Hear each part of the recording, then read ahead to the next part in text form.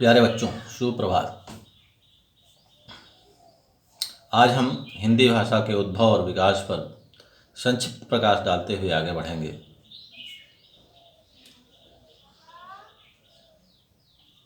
तो सबसे पहले हम देखते हैं कि भारत में बोली जाने वाली भाषाएं कौन कौन सी हैं। इन पर यदि हम विचार करते हैं तो पाते हैं कि यहाँ पर दो तरह की भाषा परिवारों का प्रचलन है। पहली है आर्य परिवार और दूसरी है द्रविड़ परिवार। ज़्यादा विस्तृत रूप में इसे न देखते हुए हम यहीं पे कह सकते हैं कि हिंदी आर्य भाषा परिवार की भाषा है। जैसे कि दक्षिण में द्रविड़ परिवार की भाषाएं बोली जाती हैं। इस तरह से भाषा पर विचार करने पर हम पाते हैं कि भाषा जो बहुत ही एक महत्वपूर्ण चीज़ है, वह भारत में सबसे पहले किस रूप में मौजूद है। तो अभी तक के ज्ञात स्वरूप के बारे में, भाषा के बारे में जितनी भी बातें हमें ज्ञात है, उसमें सबसे प्राचीन भाषा के रूप में हमारे यहाँ संस्कृत मौजूद है। और इसी संस्कृत से विकसित होकर हिंदी भाषा का उदय हुआ है। पिछली क्लास में मैंने बताया था आपको कि भाषा में हमेशा परिवर्तन होते रहते हैं। वह एक समय के पश्चात उसका स्वरूप बदल जाता है। उसके बदलने के दो कारक होते हैं। एक तो भाषा को व्याकरणबद्ध करने से उसमें रुकावट आने लगती है और धीरे धीरे वह अपने स्वरूप को बदलने लगती है। यदि नियम कड़े हो जाते हैं तो वह भाषा मर जाती है और दूसरे स्वरूप को ग्रहण कर लेती है। परंतु नियम कड़े न भी हों तो भी वो एक समयांतराल के पश्चात उसमें काफ़ी कुछ परिवर्तन हो जाता है। तो इस तरह से भाषा के विकास क्रम को हम देखते हैं तो यह पाते हैं कि सबसे प्राचीन भाषा जिसमें कि वेदों की रचनाएं हुई वह है संस्कृत भाषा, जिसमें चारों वेदों की रचनाएं हुई। इसकी समय सीमा को लेकर काफ़ी मतभेद हैं। कोई इसको 3000 ईसा वर्ष पूर्व मानता है, कोई 1500 ईसा वर्ष पूर्व। मतलब 1500 ईसा वर्ष पूर्व से 3000 ईसा वर्ष पूर्व के बीच के समयांतराल में वैदिक संस्कृत की समय सीमा मानी गई है। इसमें अलग अलग विद्वानों ने अपनी अपनी अलग अलग राय रखी है। इसके पश्चात वैदिक संस्कृत के पश्चात लौकिक संस्कृत का उदय होता है। लौकिक संस्कृत 1000 ईसा वर्ष पूर्व से 500 ईसा वर्ष पूर्व तक इसकी समय सीमा है, जिसमें पुराणों और महाभारत रामायण इत्यादि की रचना मानी गई है। उसके बाद पाली भाषा का उदय हुआ। पाली भाषा जो बौद्ध धर्म के संस्थापक गौतम बुद्ध के उपदेशों का संग्रह है और तमाम अनेक विद्वानों ने भी इसमें रचनाएं की हैं और इसकी समय सीमा 500 ईसा वर्ष पूर्व से पहली सदी तक मानी गई है। इस पाली भाषा के बाद प्राकृत भाषा का उदय होता है। प्राकृत भाषा जैन धर्म के जो संस्थापक हैं महावीर स्वामी, उन्होंने जो रचनाएं की या उनके अनुयायियों ने जो रचनाएं की वह इसी प्राकृत भाषा में की। कल्हड़ की राज तरंगिणी जो कि बहुत ही महत्वपूर्ण ग्रंथ है, वह भी इसी प्राकृत भाषा में ही लिखी गई। इस प्राकृत भाषा के बाद अपभ्रंश भाषा का उदय होता है, जो कि 500 ईस्वी से 1000 ईस्वी तक इसकी समय सीमा मानी गई है। और इसी अपभ्रंश, जिसको अवहट्ठ भी कहा गया, जिसे कभी किसी लेखक ने पुरानी हिंदी भी कहा, इसी से हिंदी का उदय हुआ। तो हिंदी के उदय सामान्यतया अभी हम मान लेते हैं कि 1000 ईसा वर्ष पूर्व से अब तक इसका विकास क्रम चल रहा है। इसी को थोड़ा सा और विस्तृत रूप में देखते हैं तो पाते हैं हम कि अपभ्रंश में ही अनेक क्षेत्रीय उपभाषाओं का उदय हो चुका था, या ये कह सकते हैं कि अपभ्रंश के ही अनेक क्षेत्रीय स्वरूप हो गए थे। जैसे है सौर सैनी, पैचासी, ब्राह्मण, खश, महाराष्ट्री, अर्धमागधी और मागधी। तो इस सौर सैनी अपभ्रंश से ही पश्चिमी हिंदी का उदय हुआ और अर्धमागधी से पूर्वी हिंदी का उदय हुआ, खस से पहाड़ी का, मागधी से बिहारी, उड़िया, बंगला, शमिया, महाराष्ट्री से मराठी, ब्राह्मण से सिंधी और पैसाची से पंजाबी और लहंदा भाषाओं का उदय हुआ, उपभाषाओं का उदय हुआ। हिंदी को देखा जाए तो भारत के अनेक राज्यों में बोली जाती है, जिसमें आप शुरू करें उत्तर पश्चिम से तो हरियाणा हो गया, हिमाचल प्रदेश हो गया, दिल्ली हो गया, राजस्थान हो गया, उत्तरांचल हो गया, उत्तर प्रदेश हो गया, बिहार हो गया, झारखंड हो गया, मध्य प्रदेश हो गया, छत्तीसगढ़, ठीक है। इन राज्यों में जो कि हिंदी क्षेत्र कहलाते हैं, यहाँ पर हिंदी भाषा बोली जाती है। यदि उपभाषाओं, हिंदी की उपभाषाओं को देखा जाए तो हिंदी में कुल 5 उपभाषाएं हैं और 18 बोलियां हैं। हिंदी भाषा में कुल 5 उपभाषाएं और 18 बोलियां हैं। तो ये 5 उपभाषाएं कौन कौन सी हैं? एक तो जैसा कि मैंने पश्चिमी हिंदी बताया आपको, पश्चिमी हिंदी, पूर्वी हिंदी, राजस्थानी, पहाड़ी और बिहारी, ठीक है। तो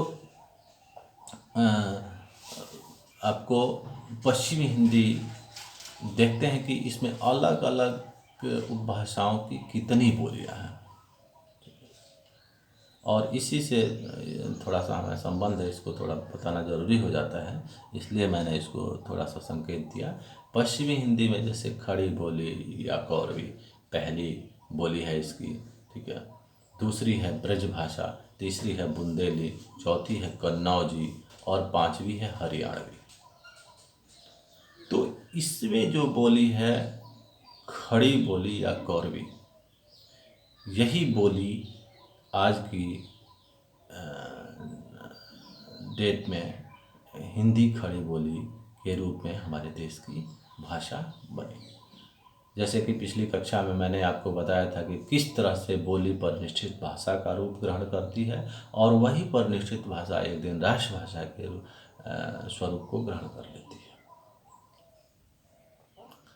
तो यह जो खड़ी बोली या कौरवी है, यह एक बोली के रूप में थी जो हमारे यहाँ सहारनपुर, मेरठ, मुजफ्फरनगर, रामपुर, बिजनौर, देहरादून का जो मैदानी हिस्सा है, इन क्षेत्रों में बोली जाती थी।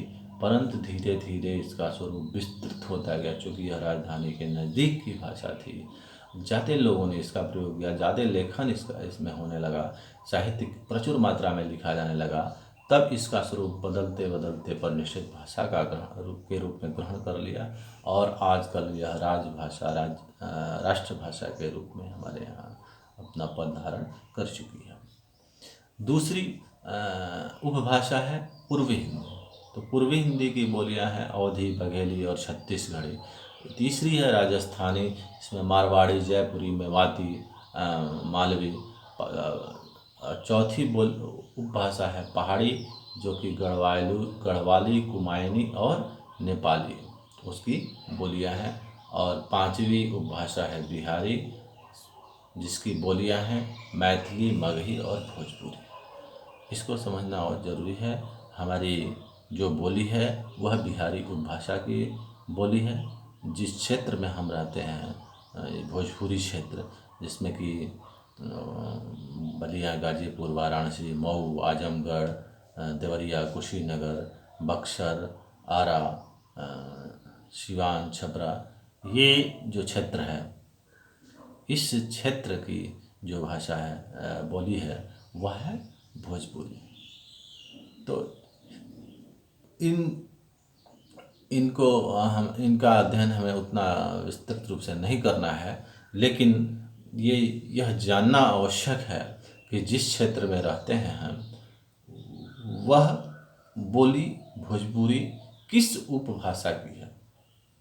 तो हिंदी की 5 उपभाषाएं हैं। कौन कौन सी? पश्चिमी हिंदी, पूर्वी हिंदी, राजस्थानी, पहाड़ी, बिहारी।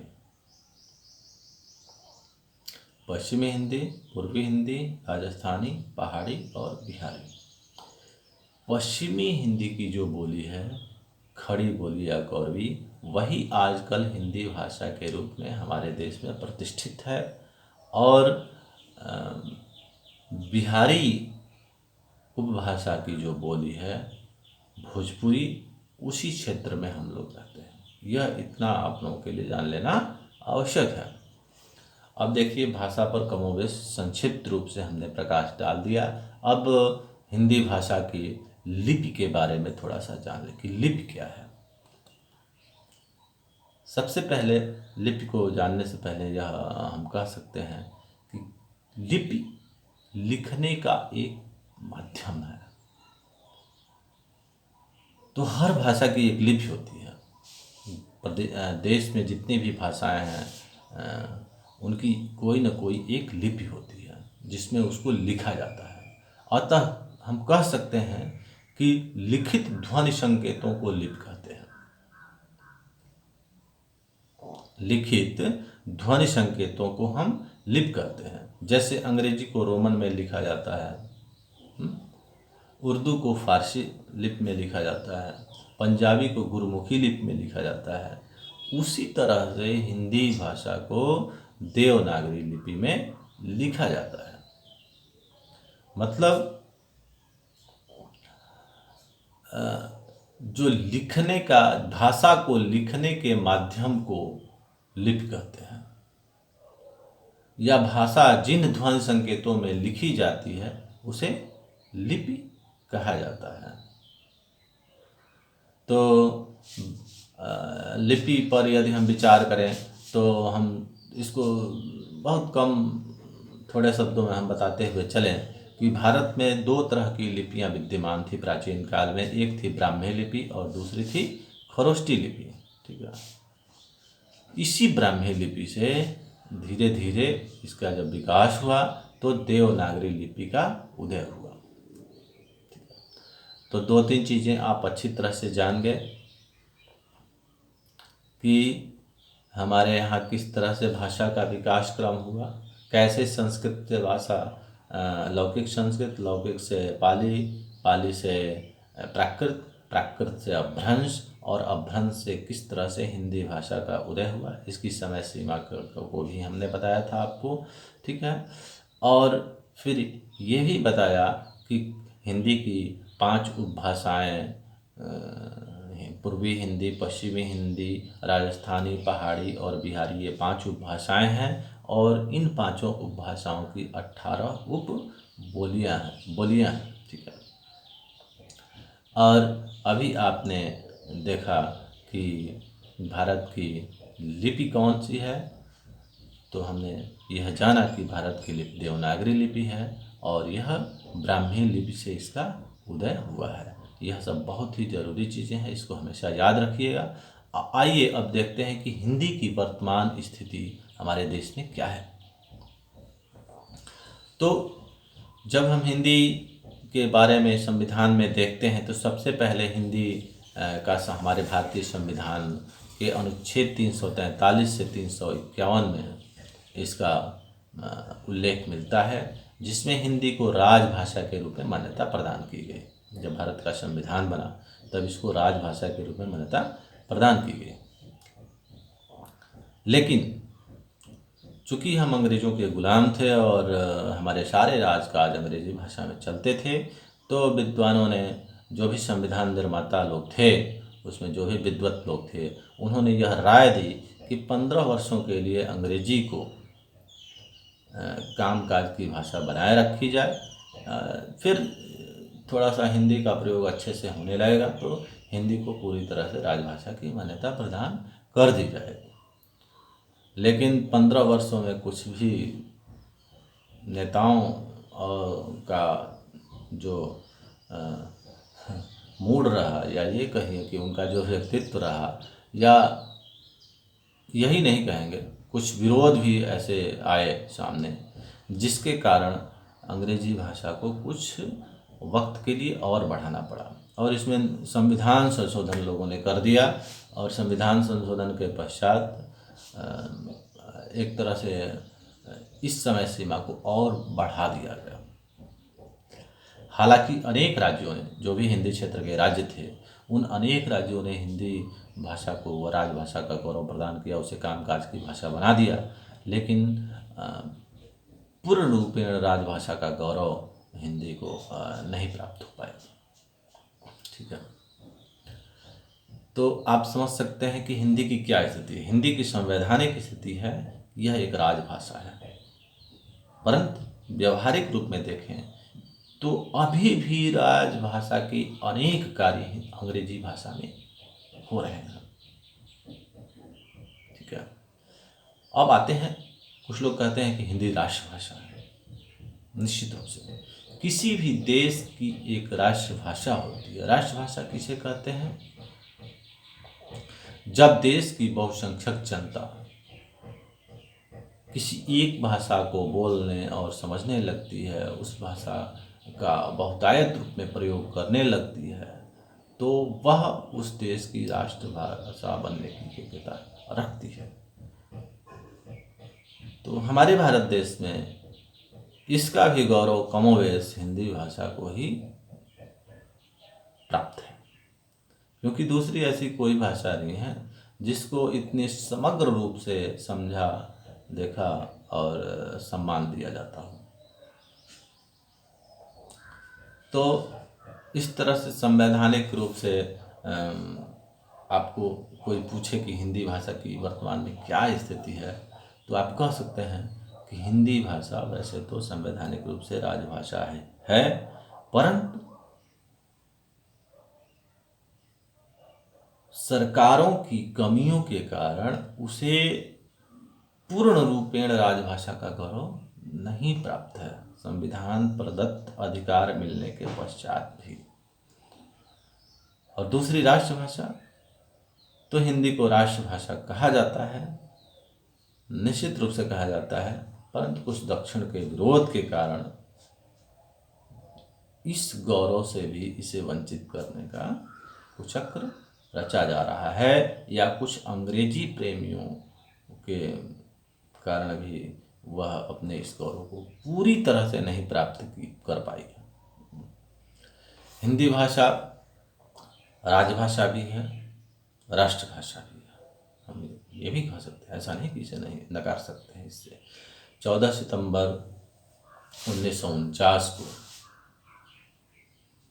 इसे राजभाषा का गौरव प्राप्त हुआ था, इसीलिए 14 सितंबर को हम हिंदी दिवस के रूप में मनाते हैं।